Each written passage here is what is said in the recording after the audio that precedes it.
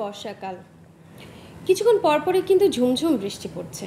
এই ঝুমঝুম বৃষ্টিটা খুব বেশি আরামদায়ক এবং ভালো লাগার হলেও আমাদের কিন্তু একটা সতর্কতা বাণী হিসেবে কিন্তু কাজ করছে। এই বৃষ্টিটা চলে গেলে কিন্তু আমরা একটু খেয়াল করলে দেখবো আমাদের আশেপাশে জলাবদ্ধতা তৈরি হচ্ছে, যেখানে প্রচুর মশা তৈরি হবে এবং এই মশাগুলোর কারণেই কিন্তু ডেঙ্গুর একটা প্রকোপ কিন্তু আবার বেড়ে যাবে। আমরা যে এখন যে সময়টা যাচ্ছে গ্রীষ্মকালে যে সময়টা, এই সময়টাতে তো জ্বরের একটা খুব ভালো প্রকোপ একটা হচ্ছে, অনেকেই জ্বরে ভুগছেন এবং ঠান্ডা লাগছে। ডেঙ্গু রোগে আক্রান্ত হলে প্রথম যে লক্ষণটা সেটাই থাকে জ্বর, কিন্তু এই এখনকার সময় যে জ্বরটা, সেই জ্বরের সাথে কি ডেঙ্গু জ্বরে কি কোনো একই রকম সামঞ্জস্যতা আছে? হ্যাঁ, ধন্যবাদ। প্রথমে ধন্যবাদ আমাকে আমন্ত্রণ জানানোর জন্য। যে কোনো সংক্রামক বা ইনফেকশনের প্রথম উপসর্গ হচ্ছে জ্বর। এটা ডেঙ্গুর জন্য যেমন সত্য, এবার অন্য কোনো ভাইরাল ফিভার বা টাইফয়েড বা অন্য কোনো যে কোনো জ্বর সংক্রমণের জন্য জ্বর একটা প্রথম এবং প্রধান উপসর্গ। কিন্তু ডেঙ্গুর জ্বরের সাথে অন্যান্য জ্বরের একটু পার্থক্য যদি আমরা বিশ্লেষণ করি, তাহলে একটু পার্থক্যটা সহজেই চোখে পড়ে। ডেঙ্গু জ্বরটা খুব সাডেনলি, মানে হঠাৎ করেই শুরু হয় এবং খুব দ্রুতই এটা বেড়ে যায়। এটার সঙ্গে থাকে পেশেন্টের চোখ ব্যথা, মাথা ব্যথা, 2-1 দিনের মধ্যে বডিতে র্যাশ তৈরি হয় এবং কিছু ওয়ার্নিং সাইন অনেক ক্ষেত্রে দেখা যেতে পারে ডেঙ্গুর ক্ষেত্রে। আর অন্যান্য জ্বর ক্ষেত্রে দেখা যায় যে জ্বরগুলো খুব স্লোলি, মানে আস্তে আস্তে জ্বরটা বাড়তে থাকে এবং জ্বরের সঙ্গে যেরকম ঠান্ডা কাশি, যদি ফ্লু জাতীয় ভাইরাস সংক্রমণ হয়, তাহলে দেখা যায় যে ঠান্ডা কাশি, গলা ব্যথা, এই উপসর্গগুলো আনতে পারে। গ্রীষ্মকালে কেন এত বেশি জ্বরের সমস্যাটা বেশি হয়? একটা হচ্ছে যে টেম্পারেচারে যে একটা হাই টেম্পারেচারে হিউমিডিটি এবং বাতাসে যে আর্দ্রতার যে তারতম্য ঘটে, সেটার জন্য মানুষ সহজেই সংক্রমিত হয়ে পড়ে। এছাড়া ধুলাবালি এটাও একটা ফ্যাক্টর হিসেবে রোল প্লে করে গ্রীষ্মকালে। শীতকালেও হয়, কিন্তু গ্রীষ্মকালে ধুলাবালি বা এই সমস্যার জন্য দেখা যায় যে হতে পারে, অনেক বেশি হতে পারে। গত বছর ডেঙ্গুর সমস্যাটা অনেক বেশি ছিল এবং অনেকে আক্রান্ত হয়েছে, তো সেই রকম কি একই রকম হারে কি এবছর কি আক্রান্ত হওয়ার সম্ভাবনা কি রয়েছে? এবছর যে ট্রেন্ডটা দেখা যাচ্ছে, তাকে দেখা যাচ্ছে যে এবার গত বছরের মতোই শুরু হচ্ছে। আসলে ডেঙ্গু, আমরা সবসময় বলি যে এটা বর্ষাকাল বেশি হয়, এটা বর্ষাকালে বেশি হয় সত্য, কিন্তু এটা সারা বছরই পাওয়া যায় কিছু না কিছু।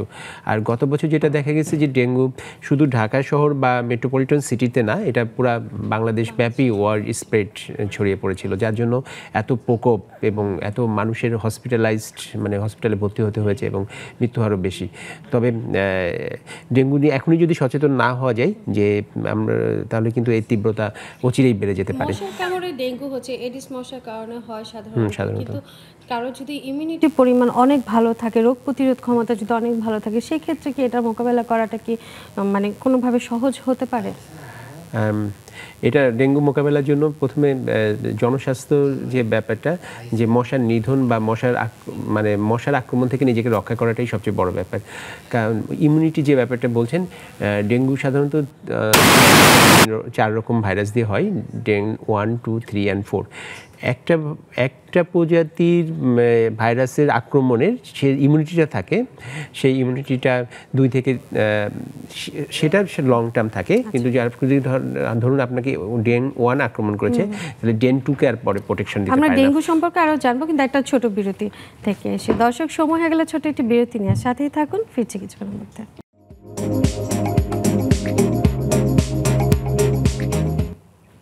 বিরতির পর সবাইকে আরেকবার স্বাগত জানাচ্ছি, আমি ডাক্তার শারমিন জামান। দর্শক, আজ আমরা কথা বলছিলাম ডেঙ্গু এবার ভোগাবে কতটুকু, এবং এই বিষয়ে কথা বলার জন্য আমাদের স্টুডিওতে আজকে আছেন ডাক্তার দেবাশিস কুমার সাহা, সহকারী অধ্যাপক, বারডেম হাসপাতাল। আমরা এবার একটু শুনবো যে এই যে ডেঙ্গু রোগ হচ্ছে, ডেঙ্গু রোগের তো অনেকগুলো প্রকারভেদ আছে, আসলে এগুলো কতটুকু, কোনটা ক্ষতিকর, সেই ব্যাপারটা একটু জানবো। ডেঙ্গুর ভাইরাস 4 ধরনের আছে, তো ডেন 1, 2, 3 and 4। তো মজার ব্যাপার হচ্ছে যে অন্যান্য ডেঙ্গু ভাইরাসের অন্যান্য ভাইরাসের অনেক সময় দেখা যায় যে সংক্রমণ হলে সেটার একটা দীর্ঘমেয়াদী ইমিউনিটি থাকে, কিন্তু ডেঙ্গি 1 দিয়ে যদি কেউ সংক্রমিত হয় তার ডেন 1-এর জন্য ইমিউনিটিটা সারা জীবন থাকে। কিন্তু দেখা যায় যে এই বছর ডেন 1-এর সংক্রমণ বৃদ্ধি, পরের বছর ডেন 2, তো তারপরে বছর ডেন 3 বা এরকম হতে থাকে। তো এই জন্য তো এই ক্ষেত্রে যদি কেউ আগের বার ডেন 1 দিয়ে সংক্রমিত হয়, পরের বার যদি তার আবার ডেন 2 দিয়ে সংক্রমিত হয়, সেক্ষেত্রে কিন্তু যে সেকেন্ড টাইম সংক্রমিত হলো তার ইমিউনিটির পরিবর্তে আরো বেশি মাত্রায় ডেঙ্গুটা মারাত্মক আকার ধারণ করার সম্ভাবনা অনেক বেশি থাকে। তাহলে কি এটা বলতে পারি যে গত বছর তো মানে একদম ডেঙ্গুতে মহামারী অবস্থা ছিল, অনেকে আক্রান্ত হয়েছেন, তাদের কি আবার পুনরায় কি আক্রান্ত হওয়ার সম্ভাবনা রয়েছে? হ্যাঁ, সবসময় সম্ভাবনা রয়েছে, কারণ এই 4টা সেরোটাইপ যে ডেন ভাইরাসের, তো প্রত্যেক এক বছর এক এক রকম ভাইরাসের প্রাদুর্ভাবটা বেড়ে যায়। এই জন্য প্রত্যেকবারই তার নতুন করে আক্রমণ হওয়ার সম্ভাবনা ঘটে। এবং সেকেন্ড টাইম বলছেন যে প্রতিবার যখন চেঞ্জ হচ্ছে আর নতুন করে আক্রান্ত হচ্ছে, তখন তো ভ্যারিয়েন্টটাও চেঞ্জ হচ্ছে। হ্যাঁ, ভ্যারিয়েন্ট, এই ভ্যারিয়েন্টগুলাই যদি নতুন ভ্যারিয়েন্ট দিয়ে সংক্রমিত হলে তার কিন্তু মানে মারাত্মক ডেঙ্গু, মানে অনেক সময় যায় না যে ডেঙ্গু হয়ে যে শক হয়ে যায়, মানে ব্লাড প্রেশার কমে যায় বা খুব বেশি মাত্রায় ব্লিডিং, হসপিটালাইজেশনের যে ব্যাপারগুলো থাকে, সিভিয়ার কন্ডিশন হয়ে যায়। ওই সময়টা আসলে যাওয়ার জন্য কি এটা কি প্রথমেই হতে পারে যে প্রথমে যে আক্রান্ত হলেন তার কি এরকম সিভিয়ার পর্যায়ে হতে পারে, নাকি বারবার আক্রান্ত হলে সেক্ষেত্রে সম্ভাবনা বেশি? প্রথম পর্যায়ে জীবনে সর্বপ্রথম যদি কেউ ডেঙ্গুতে আক্রান্ত হয় তার ক্ষেত্রেও হতে পারে, যদি সে ঠিকমতো এটার কে গুরুত্ব না দেয়। সে যদি ঠিকমতো প্রচুর পরিমাণে হাইড্রেশন, মানে আমি বলতে চাচ্ছি পর্যাপ্ত পানি বা পানীয় জাতীয় ফলের রস বা অন্য খাবার, পুষ্টিকর খাবার গ্রহণ না করে, বিশ্রাম না নেয়, বা অন্য যদি কোমরবিড কন্ডিশন থাকে, যদি আমি বলতে চাই যে পেশেন্ট দীর্ঘমেয়াদী কিডনি জটিলতা বা হার্টের জটিলতা, ডায়াবেটিস, প্রেশার আছে, তাদের ক্ষেত্রে হতে পারে, সম্ভাবনা আছে। কিন্তু যদি সেকেন্ড টাইম বা থার্ড টাইম কেউ ডেঙ্গুতে আক্রান্ত হয়, তাদের ক্ষেত্রে ডেঙ্গু সংক্রান্ত যে জটিলতা বা জটিল রোগ সেটা হওয়ার সম্ভাবনা বেশি থাকে। এটা তো আমরা ধরে নিতে পারি যে বয়স্কদের ক্ষেত্রে হতে পারে, যে যারা গত বছর আক্রান্ত হয়েছেন, এবছর যদি আক্রান্ত হন ভ্যারিয়েন্টটা চেঞ্জ হচ্ছে। শিশুদের ক্ষেত্রেটা কেমন? কারণ শিশুরাও তো আক্রান্ত হচ্ছে। শিশুদের সংক্রমণের যে হার এবং যে তাদের রোগের উপসর্গ প্লাস জটিলতা বড়দের তুলনায় বেশি। আচ্ছা, সেক্ষেত্রে তাদের জটিলতাটা কতটুকু হয় বা কিভাবে তৈরিটা হয়? এক নম্বর হচ্ছে যে শিশুদের কিন্তু আমাদের যে ইমিউনিটি সিস্টেম বা রোগ প্রতিরোধ ক্ষমতাটার অ্যাডাল্ট বা মানুষের মতো সম্পূর্ণভাবে ডেভেলপ হয় না। তো সেই জন্য শিশুদের যে কোনো সংক্রমণে এটা দেখা যায় যে জটিল আকার ধারণ করে। তদুপরি যে একজন মানে অ্যাডাল্ট মানুষ যেভাবে নিজেকে কেয়ার নিতে পারে, শিশুরা অনেক ক্ষেত্রে সিমটমগুলো ওইভাবে নিজেকে প্রকাশ করতে পারে না। যত অনেক ক্ষেত্রে দেখা যায় যে পরিবারের সদস্যরা যতক্ষণে শিশুর ব্যাপারটাকে লুক আউট করছে, পয়েন্ট আউট করছে, তার আগেই শিশুটা অনেক সময় জটিল আকার ধারণ করে যায়। হ্যাঁ, বিশেষ করে হাইড্রেশন, নিউট্রিশন, এগুলো তো শিশু নিজেরটা নিজে মেইনটেইন করতে পারে না। আসলে এই জায়গাটা বোঝার একটা বড় জায়গা রয়েছে, যেটা অভিভাবকরা হয়তো বা শিশুকে দেখলে বুঝতে পারবেন। সেই লক্ষণগুলো যদি কিছু বলে দেন। হ্যাঁ, যদি কোনো শিশু জ্বরে আক্রান্ত হয়, প্রথমেই তাকে খুব সতর্কভাবে হ্যান্ডেল করতে হবে। মানে যেমন বলতে চাই যে জ্বরের জন্য প্যারাসিটামল জাতীয় ওষুধ ছাড়া অন্য কোনো ওষুধ খাওয়াবে না। যদি জ্বরের সঙ্গে ব্যথা থাকে তাহলেও প্যারাসিটামল ওষুধ খাওয়াতে হবে। স্পেসিফিক বারবার করে লিকুইড জাতীয় খাবার, তরল জাতীয় খাবার, ফলের রস, স্যালাইন, স্যুপ এগুলো দেওয়া যেতে পারে। তরল খাবার, একদম তরল খাবার। হ্যাঁ, শিশুর শরীরে র্যাশ বা এই ধরনের যদি কোনো অন্য উপসর্গ ওঠে, কাশি, শ্বাসকষ্ট, তাহলে নিকটস্থ হসপিটালের সাথে সাথে নিতে হবে। যদি কোনো শিশুর প্রাথমিক যে উপসর্গ সেটা থেকে যদি 2-3 দিনের মাথায় এই উপসর্গগুলো আরও খারাপ হয়, আমরা ওষুধ কিছু রিমেডি, মানে যেমন হচ্ছে প্যারাসিটামল বা বমির ওষুধ এগুলো দেওয়া সত্ত্বেও, তাহলে অবশ্যই সেগুলো 3 থেকে 4 দিন, 2 থেকে 3 দিনের মধ্যে এগুলো মানে ভালো করে অবজার্ভ করতে হবে। তাছাড়া বিশেষে যদি পারসিস্টেন্ট ভমিটিং থাকে, মানে তীব্রভাবে বমি করছে, শিশু যদি খুব রেসলেস হয়ে যায়, মানে দুর্বল হয়ে যায়, শিশুর হাত পা যদি ঠান্ডা হয়ে যায় বা উল্টাপাল্টা আচরণ করে, তাহলে উচিত সত্ত্বই দ্রুত চিকিৎসকের কাছে নিয়ে যেতে হবে। মানে শিশুকে খুব ভালোভাবে ক্লোজলি অবজার্ভ করতে হবে। সেক্ষেত্রে জ্বরের যে একটা মাত্রা, এটারও একটা বড় গুরুত্বপূর্ণ ভূমিকা আছে, যে ডেঙ্গু জ্বরে একরকম মাত্রা হয় এবং নর্মাল যে ভাইরাস জ্বরগুলো সেগুলোর একরকম মাত্রা। জ্বরের প্রত্যেকটা জ্বরেরই কিছু প্যাটার্ন আছে, হ্যাঁ সেই প্যাটার্নটা দেখলে কিছুটা ধারণা করা যায় যে সেটা টেম্পারেচারটা কতটুকু থাকে, কারণ এখন আমাদের কিন্তু বাসায় সবারই কম বেশি থার্মোমিটার থাকে, সবাই একটু টেম্পারেচারটা দেখতে পারে। আসলে কতটুকু টেম্পারেচার উঠলে বেশি উদ্বিগ্ন হবেন এবং দ্রুত চিকিৎসকের কাছে যাবেন? ডেঙ্গু জ্বরটা খুব হাইয়েস্ট পর্যন্ত যেতে পারে 102 থেকে 106 পর্যন্ত, 6 ডিগ্রি ফারেনহাইট পর্যন্ত যেতে পারে। আচ্ছা আচ্ছা, মানে 2 এর উপরে, 2, 3, 4 এরকম যত উপরে যাবে 102 এর উপরে হলে পরে আমরা সাধারণত বলি যে সেটার গাটা স্পঞ্জ করে দিন, সাপোজিটরি প্যারাসিটামল সাপোজিটরিটা ব্যবহার করুন, সেক্ষেত্রে দ্রুত যাতে টেম্পারেচারটা নেমে আসে। আপনি ওষুধের কথা বলছিলেন যে সাপোজিটরি ইউজ করে দ্রুত জ্বরটাকে নামিয়ে আনা যায়, কিন্তু সাপোজিটরি তো অনেক ধরনের সাইড এফেক্ট আছে, এটা কি মানে যাদের ঘন ঘন জ্বর হচ্ছে তাদের ক্ষেত্রে কি বেশি ব্যবহার করাটা কি নিরাপদ? না, সাপোজিটরি এখন দ্রুত জ্বর কমানোর জন্য হোম রেমেডিতে যেহেতু প্যারাসিটামল ওষুধ শিরায় ব্যবহারের জন্য হসপিটাল ছাড়া কোনো বাসায় ব্যবহার করার কোনো নির্দেশনা নাই, সেক্ষেত্রে সাপোজিটরিটা মানে দ্রুত জ্বর কমানোর জন্য কিছুটা কার্যকরী, খুব বেশি কার্যকরী। ডেঙ্গু মশা তো আপনার এডিস মশা যেটা, সেটা ডেঙ্গু জ্বরের একটা মূল কারণ, তার সাথে কি চিকুনগুনিয়াও হতে পারে? হতে পারে। এবং আমরা এই সিম্পটমগুলো তো কম বেশি একই রকম। খুব ভালো প্রশ্ন করেছেন। ডেঙ্গু চিকুনগুনিয়া কিন্তু কাছাকাছি, এবং আমরা কিন্তু 2017 সালে চিকুনগুনিয়ার একটা দেখলাম সংক্রমণ ছিল, সেই সময় কিন্তু ডেঙ্গুর সংক্রমণ কম ছিল। এটা সাধারণত প্রকৃতির নিয়মই যে একটা ভাইরাসের সংক্রমণ থাকলে আরেকটা ভাইরাস সাধারণত কমে যায়, যেমন কোভিডেও আমরা দেখেছি যে কোভিডটা চলাকালীন সময় ডেঙ্গু কম ছিল।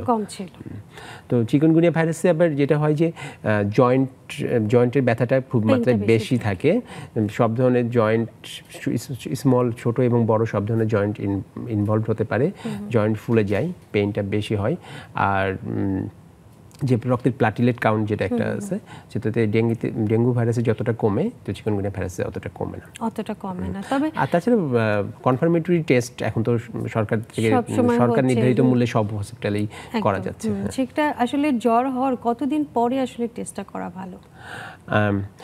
এখন যেহেতু ডেঙ্গুর সময় চলছে, সিজন বলা যেতে পারে, তো প্রথমেই যদি আমরা ডেঙ্গুটাকে এক্সক্লুড করে ফেলতে পারি, ডেঙ্গু জ্বর আসার সাথে সাথে ডেঙ্গু টেস্ট করা যেতে পারে। যেদিন জ্বর আসলো সেদিনও ডেঙ্গু টেস্ট করে, NS1 অ্যান্টিজেন টেস্ট, ব্লাডের একটা টেস্ট, এটা করে এটাকে কনফার্ম করে ফেলা যায়, কনফার্ম করা যেতে পারে যে তিনি আসলে ডেঙ্গুতে আক্রান্ত কিনা। হ্যাঁ, সেক্ষেত্রে তার পর্যবেক্ষণ বা তার যে কেয়ারটা সেই অ্যাকর্ডিংলি দেওয়া যেতে পারে। আচ্ছা, এক সময় তো ম্যালেরিয়া অনেক বড় একটা প্রকোপ ছিল, ম্যালেরিয়াতে মানুষ মারাও পর্যন্ত যেতেন, কিন্তু তারপরে ম্যালেরিয়ার কিন্তু প্রতিষেধক এবং এর ওষুধও কিন্তু আবিষ্কার হয়েছে এবং নিচ্ছে। ডেঙ্গু জ্বরের জন্য বা এই এডিস মশার বিরুদ্ধে কি এরকম কি কোনো প্রতিষেধক এখন পর্যন্ত কি এসেছে বা আসবে কি? ম্যালেরিয়া একটা প্যারাসাইট, এটাও সংক্রমণ, কিন্তু প্যারাসাইটের এগেনস্টে রিমেডি বা প্রতিষেধকটা তুলনামূলক ইজি তৈরি করা, যেহেতু ভাইরাসের এগেনস্টে কম। আমি বলবো না যে ভাইরাসের এগেনস্টে প্রতিষেধক নাই, যেমন হেপাটাইটিস বি ভাইরাসের প্রতিষেধক আছে, এখন বাংলাদেশে তৈরি হয় হেপাটাইটিস সি ভাইরাস, কিন্তু এই যে আমি যেটা বলতে চাচ্ছি যে ডেঙ্গু যে নিয়মিত যে স্ট্রেনটা চেঞ্জ করে, যে এক বছর ডেন 1 তো পরের বছর ডেন 4, এই জন্যই অনেকটা প্রতিষেধকটা তৈরি করা যায় না, পুরাটা সিম্পটোমেটিক। যে কোনো ভাইরাসের ইনফেকশনই সিম্পটোমেটিক হিসাবে করা যায়। তবে ডেঙ্গুর যে ভ্যাকসিন, এটার কাজ শুরু হয়েছে এবং 2টা ভ্যাকসিন লাইসেন্স প্রাপ্ত হয়েছে, কিন্তু মানে এটা পাবলিকলি যে এখনো পর্যন্ত আসেনি, তবে আমরা আশা করতে পারি ভবিষ্যতে আসতে পারে। সেই ক্ষেত্রে ভ্যারিয়েন্টের উপরও তো আমাদের কিছুটা জোর দিতে হবে, কন্ট্রোল থাকতে হবে। যেমন করোনার সময় যে ভ্যাকসিন নেওয়ার সময় কিন্তু অনেকের মধ্যে একটা দ্বিধাদ্বন্দ্ব ছিল যে করোনা ভ্যাকসিনটা নেওয়া যাবে না, প্রতিষেধকটা নেওয়া যাবে না, অনেক ভয় ছিল, এবং পরবর্তীতে দেখা গেছে যে সবাই কম বেশি নিতে হয়েছে। সেরকম ডেঙ্গুরও তো এরকমও হতে পারে। একটা যে কোনো ব্যাপারেই একটা সমাজ সচেতনতার বিষয়ে আবার একটা সবসময় নেগেটিভ ব্যাপার থাকে, ওই ভয়টা আসলে ওভারকাম করেই করতে হবে, কারণ যে কোনো প্রতিষেধক বা ভ্যাকসিন এগুলো তো অনেকগুলো ট্রায়ালের পরে বাজারে ছাড়া হয়। তো সাধারণত তদুপরি কিছু না কিছু তার ড্রব্যাকস থাকে, তো সেটা অবশ্যই তার যে বেনিফিট হয় তার রিস্কের থেকে বেশি, সেই হিসাবে ওটা যেগুলো এই নানা রকম ট্রায়ালের মাধ্যমে বাজারে আসে সেই সব ভ্যাকসিনগুলো নিতে পারলেই দেখা যায় যে কিন্তু এইসব থেকে চিরতরে রক্ষা পাওয়া যায়। আসলে রক্ষা করা সম্ভব। এখন কিন্তু আমরা হেপাটাইটিস বি ভ্যাকসিন বা বাংলাদেশ সরকারের যে ইপিআই শিডিউল, এতে এই দেওয়াতে এই শিশু মৃত্যু হার কিন্তু অনেক কমে গেছে, এটা কিন্তু ঠিক। একদম। ডেঙ্গুর যে হলে দেখা যাচ্ছে যে প্লাটিলেট কাউন্টটা অনেকটা কমে যাচ্ছে, এই জায়গাটা অনেকেরই ভয় আছে যে প্লাটিলেট কাউন্ট কমে যাওয়া মানেই হচ্ছে খুব বেশি ভয়ের কারণ। এজন্য অনেকে তো এটার জন্য প্রস্তুতিও নিচ্ছেন। তো এই প্লাটিলেট কাউন্টটাকে বাড়িয়ে রাখা যায় কি না, বা বাড়িয়ে রাখা আসলে কি যাবে, বা যারা চান তারা কি করবেন আসলে? এটা একটা কি বলবো মিথ আমাদের সমাজে, যে ডেঙ্গু হলে প্লাটিলেট কাউন্ট কমে এবং প্লাটিলেট কমলে পরে প্লাটিলেটটাকে ট্রান্সফিউজ করতে হবে। আমরা এখন যে নর্মাল গাইডলাইন অনুসারে, বাংলাদেশ যে সরকারি গাইডলাইন অনুসারে, যে ডেঙ্গুতে প্লাটিলেটের ট্রান্সফিউশনের দরকার নেই যদি না তাকে কোনো এমার্জেন্সি কোনো অপারেশন করতে না হয়, অথবা কোনো না কোনো ব্লিডিং তার থাকে, বা ডেঙ্গু শক সিনড্রোমে একটা পর্যায়ে যদি হেমাটোক্রিটটা কমতে থাকে এবং প্রেশারটা যদি না বাড়তে থাকে, এই তিনটার সময়ে আমরা কখনো দিতে পারি। আসলে প্লাটিলেট দিলেই প্লাটিলেট বাড়বে তা নয়, কারণ ডেঙ্গুতে প্লাটিলেটটা ডিস্ট্রাকশন হয় বডিতে। আমরা যতই প্লাটিলেট ট্রান্সফিউজ করি ওটা ডিস্ট্রাকশন হবেই। আচ্ছা, কেউ যদি মনে করেন যে আমার মশা কামড়ালো তারপর আমার ডেঙ্গু হবে না বা ডেঙ্গু রোগে আক্রান্ত হবে না, এর জন্য প্লাটিলেটটা বেশি করে শরীরে নেই বা প্লাজমা কালেকশন করি, এরকম উপকার আসবে না? এরকম কোনো উপকার আসবে না, এবং এই ব্যাপারে সরকারি বা আমাদের চিকিৎসকদের পক্ষ থেকে কোনো নির্দেশনাও নেই। কেউ চাইলেও সেটা করতে পারবেন না। তবে কিছু ফল মানে দেখা যায় যে পেঁপে পাতা নিয়ে বেশ সমালোচনা ছিল, পেঁপে পাতা খেলে নাকি প্লাটিলেট অনেক বেশি বেড়ে যায়, এবং একটা পাপায়া একটা কোম্পানির ট্যাবলেট বা ক্যাপসুল বের করেছিলেন, বা কারিপা পেঁপে পাতার যে এক্সট্রাক্ট নিয়ে। তো আসলে ডেঙ্গু যখন প্লাটিলেট যখন সংক্রমণটা শুরু হয় মানুষের শরীরে, একটা নির্দিষ্ট পর্যন্ত প্লাটিলেট কমতে পারে, কিন্তু একটা সময় নিজে প্লাটিলেট বডিতে এমনি থেকেই বাড়বে। হ্যাঁ, তো সেই জন্য ওরি হওয়ার কিছু নাই বা দুশ্চিন্তা করার কিছু নাই। তবে অনেকে সাপ্লিমেন্ট ব্যবহার করতে পারেন চিকিৎসকের পরামর্শ মতো। অবশ্যই সেটা ভিটামিন সাপ্লিমেন্ট হতে পারে, যে কারো যদি ইমিউনিটি আরো বেশি বুস্ট করতে চান সেরকম খাওয়া দাওয়ার পরিমাণটাও ওরকম করতে পারেন। যেমন আমরা ডায়রিয়ার ক্ষেত্রে অনেক ক্ষেত্রে জিঙ্ক অ্যাডভাইস করে থাকি, যাতে করে ইমিউনিটিটা হয় অনেকটা বেড়ে যায়। এই ক্ষেত্রে যাদের ডায়াবেটিস আছে বা হচ্ছে প্রেশারের সমস্যা আছে, হার্টের সমস্যা আছে, তাদের ক্ষেত্রে আসলে ঝুঁকিপূর্ণ কিনা? ঝুঁকিপূর্ণ। ডেঙ্গু যে সংক্রমিত যে রোগীদেরকে আমরা সাধারণত 3 ভাগে ভাগ করি। একটা হচ্ছে মৃদু উপসর্গ, যারা কিন্তু বাসায় ট্রিটমেন্ট নেবে। একটা হচ্ছে যে মাঝারি মাত্রার উপসর্গযুক্ত। মাঝারি মাত্রার উপযুক্ত হচ্ছে যে নর্মাল তার ডেঙ্গুর জন্য মৃদু উপসর্গ, কিন্তু এই বয়স্ক মানুষ যাদের দীর্ঘমেয়াদী স্বাস্থ্য জটিলতা রয়েছে, কিডনি, লিভার, হার্ট, ব্রেন বা এই ডায়াবেটিস পেশেন্ট, তো তাদের ক্ষেত্রে যদি মৃদু উপসর্গও থাকে ডেঙ্গুর ক্ষেত্রে, তাদের কিন্তু গ্রুপ বি ডেঙ্গুতে হিসাবে আমরা তাকে বলি যে আপনি হসপিটাল মনিটরিংয়ে থাকেন বা ডক্টর সুপারভাইজড হোম ট্রিটমেন্ট নেন, এবং তাদেরকে কিছু আমরা ওয়ার্নিং সাইন বলে দিই যে এই উপসর্গ যদি আপনার থাকে তাহলে অতি সত্বর হসপিটালাইজ অ্যাডমিশন হবেন। তো ওই রোগীগুলোকে আমাদেরকে, এবং প্রেগনেন্ট মেয়েদের যদি নর্মাল উপসর্গও থাকে, খুব সামান্য উপসর্গ থাকেও, সেও কিন্তু একটা মানে গ্রুপ বি, মানে তাকে একটা ক্লোজ মনিটরিং বা হসপিটাল অ্যাডমিশনের জন্য বলা হয়। মনিটরিং এর ব্যাপারটা, অ্যাডমিশনটা আসলে মনিটরিং এর জন্য, হ্যাঁ, ওই গ্রুপটার জন্য, মনিটরিং এর জন্য। কারণ ঘন্টায় ঘন্টায় যে তার আপডেটটা কতটুকু হচ্ছে, এই জায়গাটা আসলে কি জিনিস খেয়াল করা হয়? একটা হচ্ছে যে সিমটম বা উপসর্গগুলো যদি প্রোগ্রেসিভলি খারাপই হতে থাকে। 2 নম্বর হচ্ছে যে খুব বেশি মাত্রায় বমি বা কিছু মুখে খেতে পারতেছে না, কারণ ডেঙ্গুতে আমরা জানেন যে হাইড্রেশন বা প্রচুর পানি বা লিকুইড খাবার খেতে হয় বা পানীয় খাবার, সে যদি বমি করে বা মুখে কিছু খেতে না পারে, সেক্ষেত্রে তাকে আমরা হসপিটালের জন্য বা ওয়ার্নিং হিসেবে বলি। যদি পেশেন্টের পেটে ব্যথা থাকে, যদি হাত পাগুলো খুব ঠান্ডা হয়ে যায় বা সায়ানোসটাকে, যদি পেশেন্টের বিহেভিয়ারে কোনো চেঞ্জেস আসে, খুব রেসলেসলেস হয়ে যায় বা খুব ডাউন হয়ে যায়, এটা একটা হতে পারে। আর আরেকটা জিনিস আমরা হোম ট্রিটমেন্ট সবাইকে বলি যে প্রত্যেক 6 ঘন্টায় একবার অ্যাটলিস্ট ইউরিন হতে হবে, যাতে হচ্ছে যে আপনার হাইড্রেশনটা ঠিক আছে কিনা এটা বোঝা যাবে, ব্যালেন্স আছে কিনা। এই কয়টা মানে মোটামুটি হচ্ছে যে আমরা রোগীদের যদি বলে দিই তাহলে ওনারা এটা খেয়াল করে এগুলোর মধ্যে যে কোনো একটা হলে পরেই ডক্টরকে ইনফর্ম করে। আর এমনিতে পরীক্ষা নিরীক্ষার মাধ্যমে আমরা ওই যে হেমাটোক্রিট, প্লাটিলেট আপনি বললেন, সেগুলো দেখি। ব্লাড প্রেশার, এগুলো তো আলাদা করে আলাদা ফলো করে আপের মধ্যে follow-up থাকতেই হয়। কিন্তু ডেঙ্গু হলে যেটা সমস্যা হচ্ছে যে ডিহাইড্রেশন হয়ে যাওয়ার সম্ভাবনা বেশি থাকে, আপনি বলছেন বারবার। তো সেই ক্ষেত্রে অনেকে দেখা যায় বারবার কিন্তু স্যালাইন ওয়াটার খেতে চান, যে মনে করেন যে স্যালাইন ওয়াটার খেলে আমি হয়তো বা সুস্থ থাকবো, আমার হাইড্রেশনটা ভালো থাকবে। অনেকে মুখে খেতে টেস্ট পাচ্ছেন না, দেখা গেল যে তিনি স্যালাইনের মাধ্যমে নিচ্ছেন স্যালাইনটা শরীরে। আসলে এটা কি নিরাপদ কি না? না, যে শিরাপথে বা যে স্যালাইন যেটা বলছেন যে শিরাপথে স্যালাইন নেওয়াটা, এটা চিকিৎসকের পরামর্শ ছাড়া নেওয়া উচিত না। কিন্তু কোনো রোগীরা এটা নিয়ে ফেলে বাসায়। এটা কারণ হচ্ছে অনেক ক্ষেত্রে দেখি মাত্রাতিরিক্ত স্যালাইনের জন্য রোগী খারাপ হতে পারে। কারণ তাদের ক্ষেত্রে আবার দেখা যায় যে ভলিউমটা দরকার সেটা আবার ওভারলোড হয়ে যায়, তখন আবার থেকে শ্বাসকষ্ট হয়ে রোগী খারাপ হয়। এবং কিছু বছর আগে এগুলো দেখা গেছে যে এরকম ওভারলোড নিয়ে আমাদের মানে আইসিইউ বা হসপিটাল অ্যাডমিশনের রোগী অনেক বেশি ছিল। সেক্ষেত্রে তো মুখে যে বা গ্লাসে করে যে মুখে যে খেতে পারবে, যার বমি নাই সে মুখে খাবে। এবং হচ্ছে একটা তো মাত্রা আছে যে স্যালাইন কয় প্যাকেট হচ্ছে দিনে খেতে পারবে, এটা যদি একটু বলেন দর্শকদের। জানি না এটা দর্শকরা নিতে পারবে কিনা। ডেঙ্গু যে এক্ষেত্রে আবার ডেঙ্গুর যে ক্লাসিফিকেশন করে আমরা সাধারণত দিই, যদি এদের ধরন বুঝে যে ডেঙ্গু মধ্যম, তারপর একজন সুস্থ স্বাভাবিক মানুষ বা যার হচ্ছে ডেঙ্গু এখনো হয়নি বা হয়েছে, তারা কতটুকু আসলে নিতে পারবে এই বিষয়টা যদি তার ওই যেটা বললাম যে তার হচ্ছে যে তার স্কিনের কালার দেখতে হবে, তার ইউরিন আউটপুটটা দেখতে হবে, ব্লাড প্রেশার এবং তার মানে কনসাস বা কথাবার্তা জ্ঞান টেন যতটুকু, এইগুলো হচ্ছে যে আমরা ক্লিনিক্যালি দেখি এই পর্যন্ত ঠিকঠাক থাকতে হবে। এটার জন্য যতটুকু অ্যারাউন্ড 2.5 থেকে 3 লিটার পানি প্রতিদিন। এটা শুধু যে পানি বা স্যালাইন পানি তা নয়, এটা হতে পারে যে লেবু শরবত, ফলের রস বা স্যালাইন ওয়াটার, এগুলো নিতে পারবে মিলিয়ে আর কি। কারণ শুধু পানি খেতে বললে সে পারবে না। শুধু পানিও না, আবার দেখা যাচ্ছে যে শুধু স্যালাইন 3 লিটার স্যালাইনও খাওয়ার দরকার পানি খেতে বললো সে হচ্ছে শুধু স্যালাইনই 3 লিটার খেয়ে, সেটাও দরকার নাই, সেটা দরকার নেই। তো সেটা যে মানে ফলের রস, লেবু পানি সবকিছু মিলিয়ে 3 লিটার একটা মৃদু আছে, মৃদু উপসর্গে তারা এটা খেলেই হবে।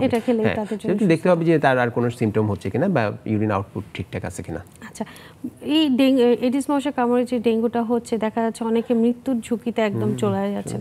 আসলে ওই শেষ পর্যায়ে আসলে ব্যাপারটা কেমন থাকে, যে কোন পর্যায়ে গেলে তার এরকম মৃত্যুর ঝুঁকিতে যেতে পারে? দুইটা ভ্যারাইটি আছে, ডেঙ্গু ফিভার আর ডেঙ্গু হেমোরেজিক ফিভার। সাধারণত যে সেকেন্ডারি সংক্রমণ মানে দ্বিতীয় মাত্রা বা তৃতীয়বার সংক্রমণে ডেঙ্গু হেমোরেজিক ফিভারের চান্সটা বাড়ে। তো এদের ক্ষেত্রে দেখা যায় যে বডিতে মেডিকেল টার্ম সেটা হচ্ছে প্লাজমা লিকেজ হয়।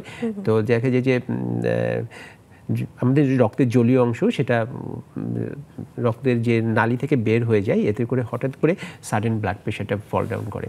তো এই যে sudden blood pressure fall down করার জন্য তো পেশেন্টের জটিল আকার ধারণ করে এবং অন্যান্য অর্গান সিস্টেম এফেক্ট করে, যেরকম লিভার, কিডনি, ব্রেন এগুলা।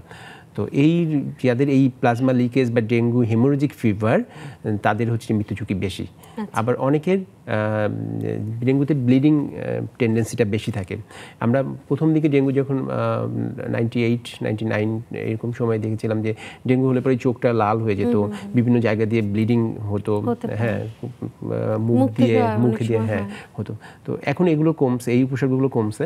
তো এই ধরনের উপসর্গ থাকলেও তাদেরকে দেখা যায় যে মৃত্যু ঝুঁকি বেশি। ডেঙ্গু শক সিনড্রোম আর ডেঙ্গু হেমোরেজিক ফিভার এই দুটোই খুব ক্ষতিকর। এই প্রতিষেধক হিসেবে বা হচ্ছে যে এডিস মশা যাতে তৈরি না হয়, সবাই তো একটু মানে চেষ্টা করে যে তার আশেপাশের জায়গাটা আসলে পরিষ্কার রাখার জন্য। তারপরেও কেন জানি এটা প্রকোপটা অনেক বেশি এই জায়গাটা আসলে কোন জিনিসটা বেশি কাজ করে? এটা আসলে এই চিকিৎসক ব্যাপারটা বা হসপিটাল যারা স্বাস্থ্য সহকারী বা স্বাস্থ্যের সাথে রিলেটেড, এটার থেকেও যারা বেশি অ্যাডমিন যারা এগুলো নিয়ে কাজ করেন, যেমন সিটি কর্পোরেশনের ব্যাপারটা বা মানুষের সচেতনতা, এগুলো কিন্তু বেশি দরকার। আমরা কিন্তু দেখেছি যে একটা সময়ে বাংলাদেশ ঢাকা থেকে কলকাতায় ডেঙ্গুর মৃত্যুর হার বেশি ছিল, এখন কিন্তু পুরোটা উল্টা, যে ওদের ওখানে মৃত্যু হার নাই বললেই চলে, কিন্তু আমাদের এখানে কিন্তু সেটা হচ্ছে।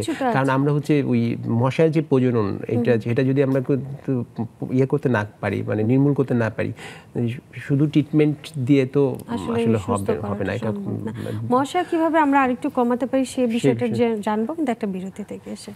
দর্শক, সময় হয়ে গেল ছোট একটি বিরতি নিয়ে, সাথেই থাকুন, ফিরছি কিছুক্ষণের মধ্যে।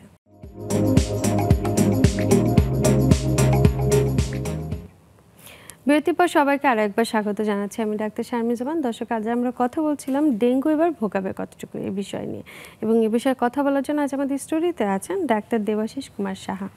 আমরা ডেঙ্গু সম্পর্কে অনেক কিছু জানলাম, এটা নিধন সম্পর্কে কিছুটা শুনছিলাম, কিন্তু আসলে আমরা কি পারি না যে আমাদের নিজেদের ঘরে যখন মশার একটা ব্যবস্থাপনা তৈরি করতে, একটা ব্যারিকেড তৈরি করতে, যেই কারণে দেখা যাচ্ছে যে আমরা কয়েল বা স্প্রে নানা জাতীয় জিনিসটা ব্যবহার করছি। এর সাথে কিন্তু এখন নতুন মানে আধুনিক সময় কিছু অয়েনমেন্টও বের হয়েছে, কিছু মলম বের হয়েছে, যেটা নিজেদের শরীরে লাগিয়ে রাখলে মশা একটা আলাদা প্রকোপ। এটা কি স্কিনের কি কোনো ক্ষতি করতে পারে? আসলে আমি এই প্রসঙ্গে চমৎকার প্রশ্ন করেছেন। আসলে ডেঙ্গু সচেতনতা প্রথমে ব্যক্তিগতভাবে শুরু করতে হবে, ব্যক্তিগত, পারিবারিক, তারপর সামাজিকভাবে সচেতনতা লাগবে। যে আমরা ডেঙ্গু মশা কিন্তু বেশি দূর উড়ে যেতে পারে না, তো নিজের চারপাশ যদি পরিষ্কার পরিচ্ছন্ন রাখা যায়, যদি কোনো পানি জমে না থাকে, অল্প পানির কোনো পাত্র যেতে 2 থেকে 3 দিন বা পানি জমে না থাকে, তাহলে কিন্তু এটা সম্ভব। যেরকম টব, টায়ার বা ডাবের খোলা, এগুলোর মধ্যে যাতে পানি না জমে থাকে। তো আর আপনি যেটা বলছিলেন যে মসকিটো রিপেলেন্ট যেটা ক্রিম ব্যবহার করা হয়, এটা ব্যবহার করলে মশার কামড়ানো থেকে নিজেকে প্রোটেক্ট করা যায়, কিন্তু যে কোনো ওষুধের মতো বা কেমিক্যাল জিনিসের মতো কিছু সাইড ইফেক্ট থাকেই। হ্যাঁ, যাদের সেন্সিটিভিটি থাকে তাদের অনেক ক্ষেত্রে এটা থেকে অ্যালার্জিক কিছু প্রবণতা দেখা যায়। তবে ওভারঅল এটা ব্যবহার করলে ডেঙ্গু মশা কম কামড়ায়। মানে এটা আসলে কার্যকরী কিছু এগুলো থেকে বঞ্চ যে মশারি টানিয়ে ঘুমানো, এটা আরো অধিক কার্যকরী। এই অভ্যাসটা কিন্তু আসলে আমাদের অনেকের মাঝে কিন্তু নেই, যে মশারি টানিয়ে ঘুমানোর অভ্যাসটা আসলে খুব গুরুত্বপূর্ণ একটা বিষয়। আরেকটা ব্যাপার আপনি মাঝখানে বলছিলেন যে ডেঙ্গু জ্বর হলে শুধুমাত্র প্যারাসিটামল, অন্য কোনো ওষুধ না। আমরা এটা মানে বাংলাদেশে তো অনেকদিন ধরে ডেঙ্গু জ্বরে অনেকে আক্রান্ত হচ্ছেন, সবাই জানেন যে অ্যান্টিবায়োটিক একদমই খাওয়া যাবে না ডেঙ্গু জ্বর হলে। তারপর আমরা কিছু কিছু ক্ষেত্রে দেখি যে চিকিৎসকরা যখন প্রেসক্রিপশন করছেন সেক্ষেত্রে অ্যান্টিবায়োটিক দিয়ে দিচ্ছেন। এক্ষেত্রে দেখা যায় যে অনেকে খুব বেশি সচেতন হয়ে ওষুধটা নিচ্ছেন না। তাতে আসলে কি ঝুঁকির পরিমাণ বেড়ে যায়, নাকি আসলে কিছু কিছু ক্ষেত্রে খাওয়াটা যায়? কোনটা? যদি রেজিস্টার্ড চিকিৎসক পেশেন্টের উপসর্গ দেখে কোনো অ্যান্টিবায়োটিক সাজেস্ট করে, তো আমি মনে করি অবশ্যই অ্যান্টিবায়োটিক খাওয়া উচিত। কারণ ডেঙ্গুর সঙ্গে অনেক ক্ষেত্রে সেকেন্ডারি কিছু ব্যাকটেরিয়াল সংক্রমণও থাকে। সেক্ষেত্রে অ্যান্টিবায়োটিক ছাড়া ওই সংক্রমণটা প্রতিরোধ করা বা নির্মূল করা সম্ভব না। যদি ডেঙ্গুর সঙ্গে সেকেন্ডারি ব্যাকটেরিয়াল ইনফেকশন বা আমি যদি বলি নিউমোনিয়া, বা এমন অনেক ক্ষেত্রে আমরা দেখেছি যে কো ইনফেকশন, ডেঙ্গু এবং টাইফয়েড একই সঙ্গে, হ্যাঁ, বা ডেঙ্গু নিউমোনিয়া বা ডেঙ্গু এবং সেপসিস এরকম থাকে, তো সেক্ষেত্রে অ্যান্টিবায়োটিক ছাড়া তো ওগুলো সম্পূর্ণভাবে সুস্থ থাকা সম্ভব না। যদি কেউ অতি সচেতনতায় বা নিজের বুদ্ধিতে ওই চিকিৎসকের পরামর্শ উপেক্ষা করে, তবে সেক্ষেত্রে আমরা দেখেছি যে খুব একটা ভালো ফল আসে না। যদি রেজিস্টার্ড চিকিৎসক তার উপসর্গ দেখে তাকে পরীক্ষা নিরীক্ষা করে বা ল্যাবরেটরি ইনভেস্টিগেশনের মাধ্যমে তাকে অ্যান্টিবায়োটিক প্রেসক্রাইব করে থাকে, তবে অবশ্যই সেটা নেওয়া উচিত, এবং সেটা নেওয়াটা খুব বেশি গ্রহণযোগ্য। হ্যাঁ, জরুরি। কারণ যেহেতু তার পরীক্ষা নিরীক্ষা করা হচ্ছে, তার যাবতীয় সবকিছু দেখে শুনে কিন্তু দেওয়া হচ্ছে, সেক্ষেত্রে নিরাপদতার জন্য। হ্যাঁ, শুধু ডেঙ্গু যদি কারো সংক্রমণ থাকে, চিকিৎসকরা সাধারণত তাকে কখনো অ্যান্টিবায়োটিক দেন না। আচ্ছা, সেক্ষেত্রে বুঝে যে চিকিৎসক বলছেন মানে এটা তার প্রয়োজন, এটাকে তার আর কি অ্যাডজাস্টমেন্টে যেতে হবে। আগে একটা সময় ছিল বা গত বছর আমরা দেখেছি যে ডেঙ্গুর একটা নির্দিষ্ট একটা সিজন থাকে, যেমন হচ্ছে যে জুন জুলাই থেকে সেপ্টেম্বর অক্টোবর পর্যন্ত, মানে পুরো বর্ষাকালটাকে, হ্যাঁ, আমরা কি বলে থাকি যে এটা একদম পিক টাইম যে ডেঙ্গু জ্বর হবে। কিন্তু গত বছর আমরা যেটা দেখেছি শীতের সময়ও কিন্তু ডেঙ্গু হয়েছে, তাই না? তার মানে কি এখন আমরা বলতে পারি যে এই বছর আমাদের সেরকমও কিছু হতে পারে যে আমরা মানে সিজন ছাড়াও ডেঙ্গু জ্বরে আক্রান্ত হচ্ছে? হ্যাঁ, আসলে এখন ডেঙ্গু মানে সারা সময়ের জন্য একটা সারা বছরের জন্য, হ্যাঁ, সারা বছরের জন্য একটা সংক্রমণ হয়ে গেছে। কিন্তু যে বর্ষার সময় পানি যে বিভিন্ন জায়গায় যে জমে থাকে, এতে করে মশার প্রজননটা বেড়ে যায়। হ্যাঁ, সেই জন্যই এই সময়টাতে পিক থাকে, কিন্তু অন্যান্য সময়ও কিছু বেস লেভেলে সংক্রমণটা থাকতেই থাকে। আচ্ছা, কারণ মশা তো সারা বছরই উৎপাদন হচ্ছে, তাই না? যে কোনো জায়গা থেকেই হচ্ছে। এই জায়গাটা আসলে আমাদের যদি আমরা পরিবার থেকে বা একটা যদি সমাজ ব্যবস্থা থেকে যদি আমরা চাই যে না আমরা একসাথে কাজ করতে চাই, আপনার কাছে কি কি মনে হয় যে কি কি আসলে স্টেপ আসলে নিজে নিতে পারেন? নিজে সচেতনতাই বড়, নিজে এবং পরিবার, যে যেখানে সেখানে পানি জমতে না দেওয়া, তারপর ঘুমানোর সময় মশারি ব্যবহার করা, তারপর যদি এগুলো সত্ত্বেও যদি জ্বর থাকে তাহলে সেটা দ্রুত এটাকে আইডেন্টিফাই করে ফেলা এটা ডেঙ্গু ভাইরাস নাকি অন্য কোনো কিছু, তারপর সেই অনুযায়ী পদক্ষেপ নেওয়া। আর সামাজিকভাবে বা রাষ্ট্রীয়ভাবে বা আপনি বলেন যে সেটা তো তাদের স্টেক হোল্ডারদের দায়িত্বের মধ্যেও পড়ে, ওটা কীভাবে নির্মূল করতে হবে। চিকিৎসক সমাজে তো আমাদের একটা নিজেদের তো একটা দায়িত্ববোধ আছে। আমরা সবসময় সেটা বলি যে ডেঙ্গু রোগী হলে পরেই তাকে পরিবার থেকে আইসোলেটেড করে একটা মশারির মধ্যে সবসময় রাখা, যাতে সেই রোগীর মাধ্যমে অন্য পরিবারের অন্য সদস্যরা আক্রান্ত না হয়, মানে যে চেইনটা আছে সেই চেইনটা ব্রেক করে ফেলা। তারপরে আমরা এটা বলতে পারি যে পরিবারের যদি এক সদস্য যদি আক্রান্ত হয় তাহলে তার মাধ্যমে কিন্তু অন্য সদস্যরাও কিন্তু আক্রান্ত হতে পারে, কারণ সে তার রক্তে যে ইনফেক্টিভ যে ভাইরাসগুলো আছে সেটা মশার মাধ্যমে আরেকজনের শরীরে যেতে পারে। সেই জন্য তাকে যদি আমরা মশারির মধ্যে রাখি সারাক্ষণ, যতক্ষণ না সে সম্পূর্ণভাবে সুস্থ হচ্ছে বা ইনফেক্টিভ পিরিয়ডটা পার না হয়ে যাচ্ছে, তাহলে কিন্তু অন্য পরিবারের অন্য সদস্যরা সেফ থাকবে।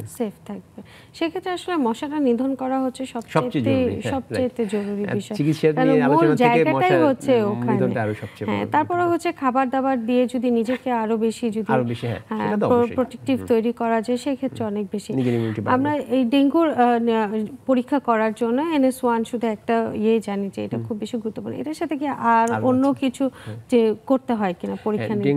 ডেঙ্গু ডায়াগনোসিস করার জন্য যদি আমরা রোগী 1 থেকে 5 দিনের মধ্যে আসে তখন আমরা NS1 টেস্টটা করি, কিন্তু যদি জ্বরের 5 দিন পরে আসে তাহলে আমরা অ্যান্টি ডেঙ্গু IgM টেস্টটা করি।